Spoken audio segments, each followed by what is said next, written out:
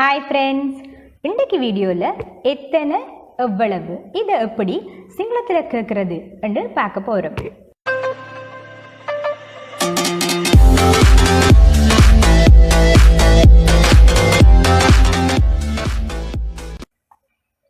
எத்தனை கீயது கீயது கீயது என்றா எத்தனை. கொச்சரது கொச்சரது என்றா எவ்வளவு. கொச்சரது எவ்வளவு. சரி, கீயது அப்படி என்றா எத்தனை. இந்த எத்தனை என்று கேட்கறது சந்தர்ப்பத்துக்கு ஏற்ற மாதிரி சின்ன சின்ன வித்தியாசங்களோட கேட்க வேண்டி வரும். எத்தனை கீயத எத்தனை என்று கேட்க வேண்டிய எல்லா சந்தர்ப்பங்கள்லையும் நீங்கள் கீயத என்று கேட்க முடியாது. கீயத சின்ன சின்ன மாற்றங்களோட எத்தனை என்று கேட்க வேண்டிய சந்தர்ப்பங்கள், அந்த சந்தர்ப்பங்களை பொறுத்து சின்ன சின்ன மாற்றங்களோட கேட்க வேண்டி வரும். அதை நீங்கள் விளங்கிக் கொள்றதுக்கு இந்த வீடியோவை முழுசாக பாருங்கள். அதுக்கு பிறகு உங்களுக்கு அந்த வித்தியாசங்கள் விளங்கிடும். நாங்கள் அதுக்கு சில உதாரணங்களை பார்ப்போம்.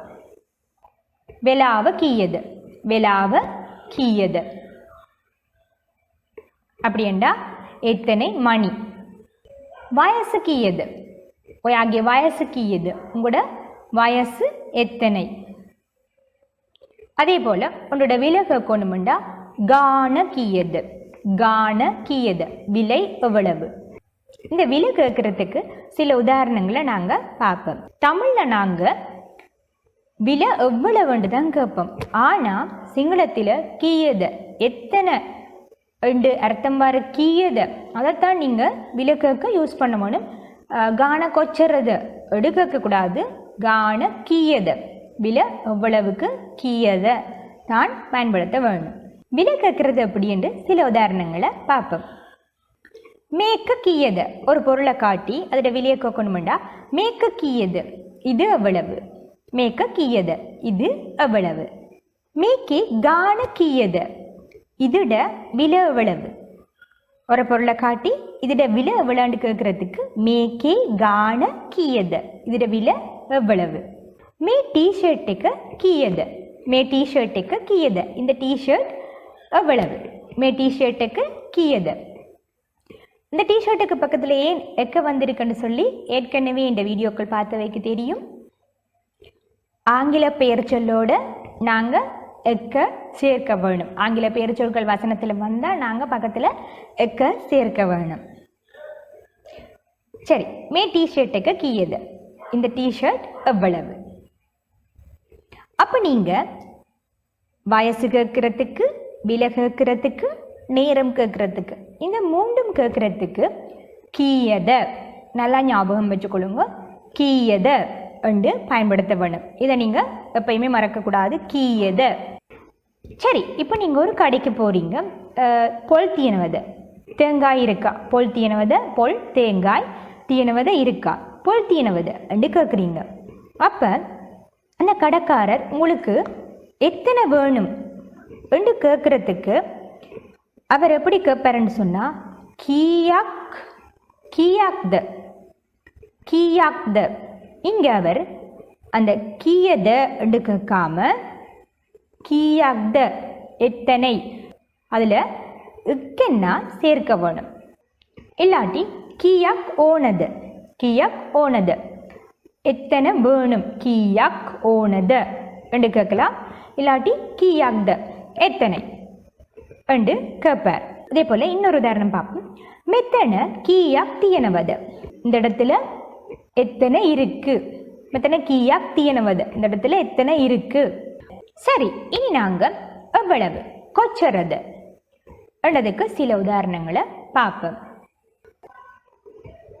பொல்தல் தீயனவதை எடுத்து போய் கேட்குறீங்க. அப்போ தேங்காய் பொல்தல் தீயனவதை தேங்காய் இருக்கா எடுத்து போய் கேட்குறீங்க. இதுக்கு அவர் உங்கள்கிட்ட கேட்பார் கொச்சராக்த. இங்கேயும் நீங்கள் அந்த கொச்சராக் இக்க சேர்க்க வேணும். கொச்சராக்த எவ்வளவு இல்லை கொச்சராக் ஓனது எவ்வளவு வேணும் என்று சொல்லித்தான் கேட்பார். கொச்சராக் ஓனது. அப்போ நீங்கள் இந்த மாதிரி சந்தர்ப்பங்கள் வரைக்க கீயாக்த கொச்சராக்த கீயாக்த கொச்சராக்த என்று தான் பாவிக்க வேணும். இப்போ ஒரு பொட்டில் காட்டி இதில் எத்தனை மில்லி லிட்டர் இருக்குது என்று சொல்லி கேட்குறதுக்கு நாங்கள் எப்படி கேட்போம்? மேக்கே மில்லி லிட்டர் கொச்சரக் தீனவது. இதில் மில்லி லிட்டர் எவ்வளவு இருக்குது? மேக்கே மில்லி லிட்டர் கொச்சரக் தீனவது. இதில் எவ்வளவு மில்லி லிட்டர் இருக்குது? அதே போல் இப்போ நீங்கள் ஒரு பொருள் வாங்க போகிறீங்க. அப்போ எத்தனை கிராம் வேணும்னு சொன்னால் கிராம் கொச்சராக்து, கிராம் கொச்சராக்து. இதில் அந்த இக் போட்டு தான் நீங்கள் பாவிக்கணும். கிராம் கொச்சராக்து,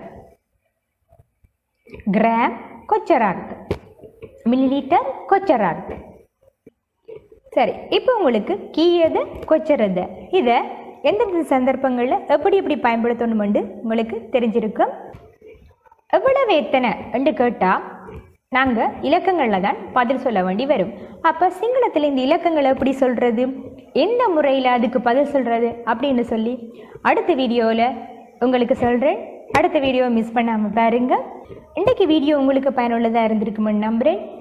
இந்த வீடியோ உங்களுக்கு பிடிச்சிருந்தா லைக் பண்ணுங்கள். உங்களை போலவே சிங்களம் படிக்க ஆர்வமாக இருக்கிற உங்களோட நண்பர்களுக்கு இந்த வீடியோவை ஷேர் பண்ணுங்கள். இது வரைக்கும் சப்ஸ்கிரைப் பண்ணாமல் இருந்தால் இந்த சேனலை சப்ஸ்கிரைப் பண்ணுங்கள். இன்னொரு நல்ல லெசனோட அடுத்த வீடியோவில் உங்களை சந்திக்கிறேன். அது வரைக்கும் பாய் ஃப்ரெண்ட்ஸ்.